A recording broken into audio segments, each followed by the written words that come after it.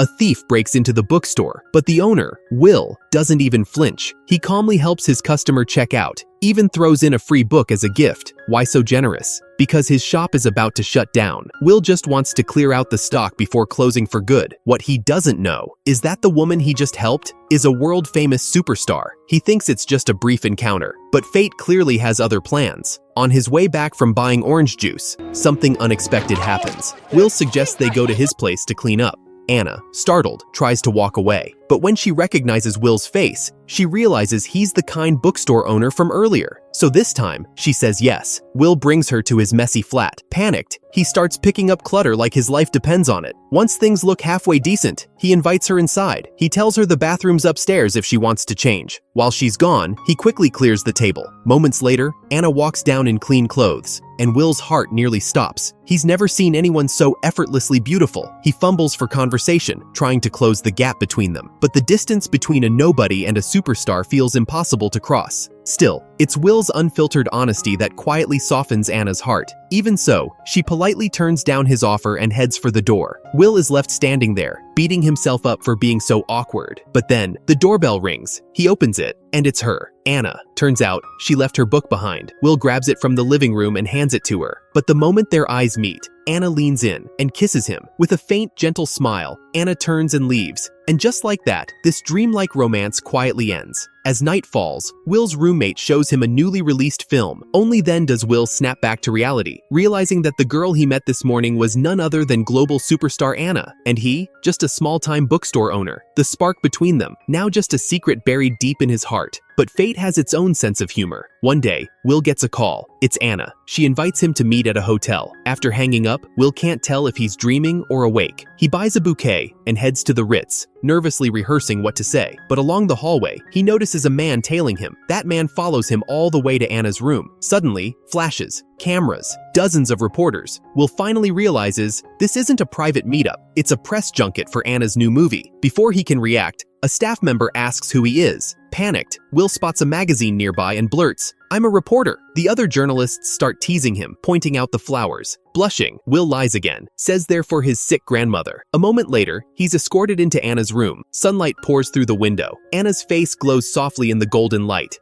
Trying to break the awkward silence, Will hands her the flowers. But right then, her agent barges in, ruining the moment. Will sits down, forced to continue pretending. Once the agent leaves, Will quickly asks if she's free for dinner tonight, but Anna replies she only invited him to apologize for the kiss. She doesn't know why she did it. It was impulsive. She just hopes it didn't mess up his life. Polite, but distant. The warmth Will was hoping for slowly fades away. Soon, the agent urges her to move on, and the conversation ends. Will walks out, disappointed. Before he can leave the hotel, a staff member catches up, asks if he can help interview the rest of the cast. He doesn't want to, but agrees. One fake interview after another. Time drags on. Finally, exhausted, he's ready to leave, only to be stopped again. Annoyed, he turns back. But this time, the door opens, and standing inside is Anna. She tells him she canceled her plans. She wants to have dinner with him. Just as Will is still basking in the moment, he suddenly remembers tonight is his sister's birthday. They had made plans for a family dinner. So, Will brings Anna home to celebrate. Everyone is stunned to see her. Will's brother can't help but ask, "How much do you make in a year?" Anna smiles, unfazed. 20 million for my last film. The room goes silent, but Anna's used to it. She doesn't mind. The family treats her like one of their own, sharing stories, laughter, and warm candlelight. The cozy atmosphere fills every corner. For the first time in a long while, Anna feels a rare sense of peace, like she finally belongs. After dinner, Anna says goodbye. She and Will walk through the quiet night until they come across a fairy tale-like park, but it's already closed. Will tries to climb the fence, fails, twice. Embarrassed, he fumbles for words, but Anna just smiles, then effortlessly scales the fence. Will is stunned. The glamorous superstar just hopped a fence like a pro. With no choice, he makes one last attempt and makes it over. Anna is already lost in the magic of the park. When Will finally catches up, she kisses him. Unlike the first time, this one is intentional, sweet, certain, real. They walk under the moonlight, wrapped in a dream. Eventually, they stop at a quiet bench, engraved with a vow of eternal love. Anna sits down, and in that moment, something gentle begins to grow between them. They go to the movies, share candlelit dinners.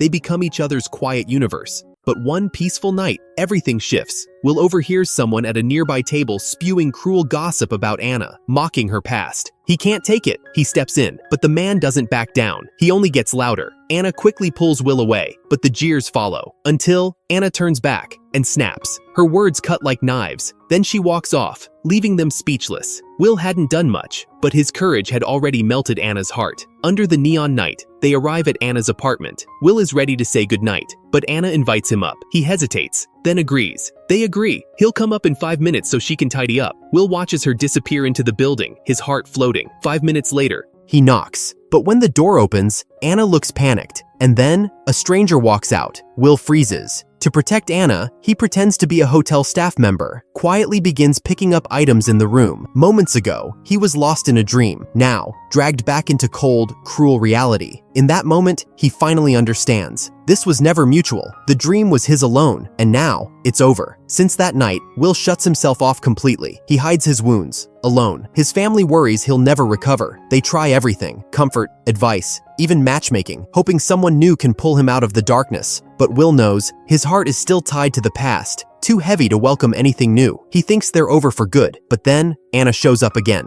Turns out the media exposed Anna's troubled past. With the press closing in, Anna turns to the one place that once felt safe. She explains everything. Her ex was long out of her heart. She just didn't have the courage to end it. Until now. Hearing this, Will's bitterness finally begins to fade. In the days that follow, they enjoy a quiet, shared life. Afternoons on the couch, practicing lines on the balcony for her upcoming film festival. Breakfasts lovingly prepared by Anna. For a while, the dream feels real, warm, tangible, but peace never lasts. One day the doorbell rings. Will opens the door, blinding flashes. A wall of reporters. He slams the door shut. Anna rushes over. Too late. Her location has been exposed. Panicked, she calls her agent. Overwhelmed, she starts to break down. Will tries to calm her. It's not that bad, but he doesn't understand. In Anna's world, even the tiniest scandal can turn into permanent damage. Today's headlines end up in the trash, but tomorrow, someone will dig them back up. Under her agent's protection, Anna disappears into the crowd, and once again, they part ways. Time passes. A whole year slips by. Will moves on, running his small bookstore, barely making ends meet. Then one day, his sister finds him, hands him a note, Anna's agent's number. Will stares at it. His heart hesitates. All those old wounds resurface at once. Is he ready to face her again? That night, his cousin tells him Anna's back in Notting Hill, filming a new movie. He knows Will has never truly let go. Take the risk, his cousin says. So Will makes a decision. The next day, he heads to the set. He sees her again, but before they can talk, she's pulled away by crew. He's handed a headset and waits backstage. Then he hears it. Who's that guy in the back? Oh, just someone from the past. Will freezes. Maybe he really was just a footnote in her story. Crushed, he quietly leaves. But the next day, Anna walks into his bookstore. She explains that comment was just to protect her privacy. There was no other meaning. And now, she's here because she wants to stay. Tears glisten in her eyes. But this time,